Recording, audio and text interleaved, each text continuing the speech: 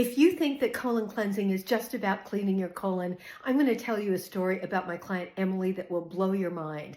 Emily had been in a mental hospital for 2 years when a doctor sent her to me, and everybody had given up hope for her. When I met Emily, she was 42 years old, 100 pounds overweight, barely speaking, walked with a cane. Emily had been an extraordinary professional painter at one time. I gave Emily colonics twice a week, and for the first 2 months, she barely spoke. By the 4th month, Emily had lost 20 pounds just because of the colonics. The diet in her transitional home wasn't great. She was speaking, she was telling stories, she was becoming herself again. Her depression was beginning to lift, and she started to tell me the stories of her life. I learned how Emily got here. She had been painting, oil painting, in a small room with no ventilation next door to a chemical plant. She had severe chemical exposure. There also had been black mold in her apartment, and she had been physically abused. Tried to take her life, had been institutionalized, and things just went south from there. Medication after medication after medication. I can barely put into words what it was like to watch Emily come alive again, to see light in her eyes,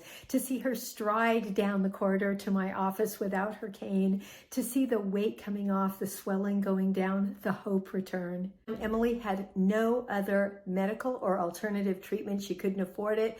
I was just trading her for dresses that she could no longer fit into, and some of her beautiful paintings that I will feature at the end of this post. Fast forward 1 year, Emily had lost 55 pounds, no longer walked with a cane, was bright, sunny, and began painting again. Emily is now living and painting in Hawaii. So what does this story tell us? That the gut and brain are connected, that trauma and chemicals and mold all affect both the gut and the brain, and that healing is possible.